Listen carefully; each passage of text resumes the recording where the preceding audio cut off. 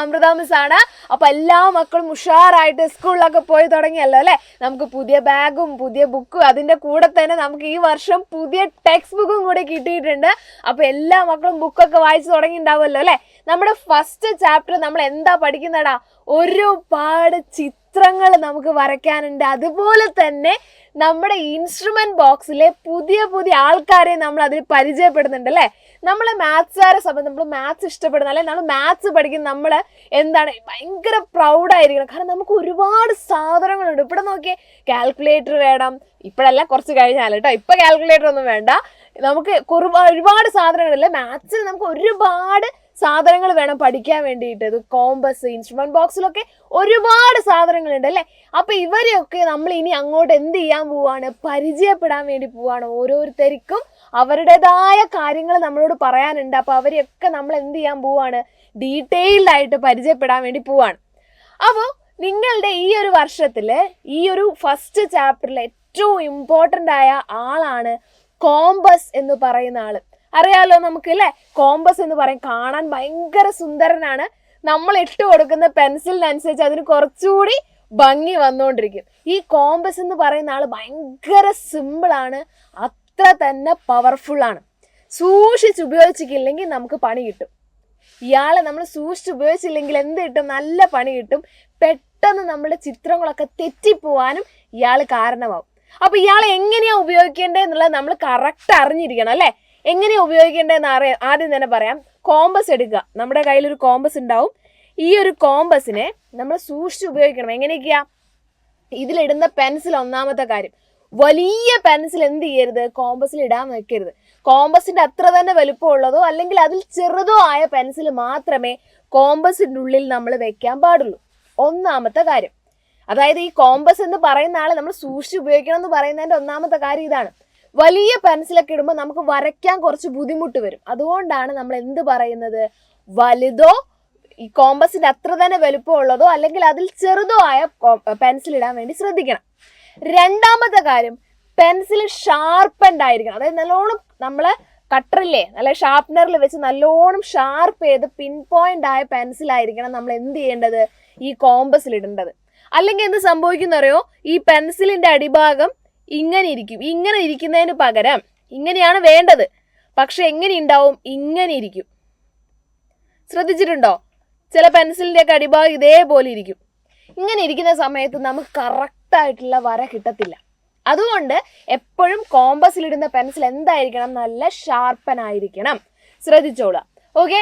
ഇനി മൂന്നാമത്തെ കാര്യം എന്ന് പറഞ്ഞാൽ, നമ്മൾ കോമ്പസ് എടുക്കുന്നു, അതിൽ പെൻസിൽ വെക്കുന്നു, വട്ടം വരയ്ക്കാൻ തുടങ്ങുന്നു അല്ലേ? അതല്ലേ നമ്മൾ ചെയ്തുകൊണ്ടിരിക്കുക. അങ്ങനെ ചെയ്യരുത് ഒരിക്കലും. ആദ്യം കോമ്പസ് എടുക്കുക, അതിൽ പെൻസിൽ ഇടുക. രണ്ടാമത്തെ കാര്യം, ആ പെൻസിലിനെ ഇതേപോലെ വെക്കുക ടേബിളിൽ. കോമ്പസും ഇതേപോലെ ടേബിളിൽ പ്ലേസ് ചെയ്യുക. എന്നിട്ട് ഒന്ന് അഡ്ജസ്റ്റ് ചെയ്യാൻ വേണ്ടി ഇവരെ ഒരേ ലെവലിലാക്കുക.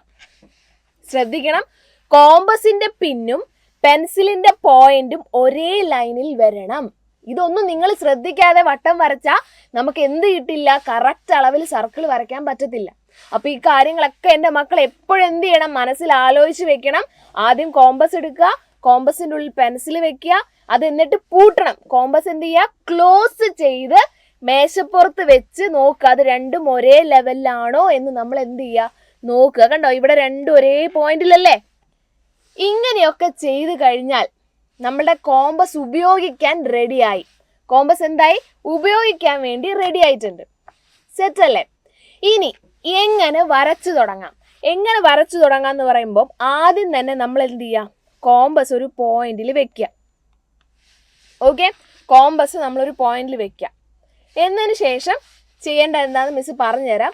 അതിലൊന്നും ഇവിടെ ശ്രദ്ധിച്ചിരിക്കുക. അപ്പോൾ നമ്മൾ എങ്ങനെയാ കോമ്പസ് കൊണ്ട് ഇനി വരയ്ക്കാൻ പോകുന്നത് എന്നുള്ളതാണ് നമ്മൾ പറയാൻ പോകുന്നത്. ഓക്കെ, അപ്പോൾ കോമ്പസ് എങ്ങനെയൊക്കെയാണ് എടുക്കേണ്ടതെന്ന് നമ്മൾ പറഞ്ഞു, പെൻസിൽ എങ്ങനെയാ വെക്കേണ്ടതെന്ന് പറഞ്ഞു, പെൻസിൽ എന്തൊക്കെ കാര്യങ്ങൾ നമ്മൾ ആ പെൻസിലിൽ തന്നെ ശ്രദ്ധിക്കേണ്ടതുണ്ട് എല്ലാം നമ്മൾ പറഞ്ഞു. അപ്പോൾ പെൻസിലൊക്കെ ഇട്ട് നമ്മളെ കോമ്പസിനെ നമ്മൾ സുന്ദരനാക്കി വെച്ചു. ഇനി നമ്മൾ ചെയ്യാൻ പോകുന്നത് കോമ്പസിനെ ഒരു പോയിന്റിൽ ഫിക്സ് ചെയ്യുക എന്നുള്ളതാണ്. ഓക്കെ, ഒരു കോമ്പസിനെ നമ്മൾ എടുത്തു ഒരു പോയിന്റിൽ വെച്ചു.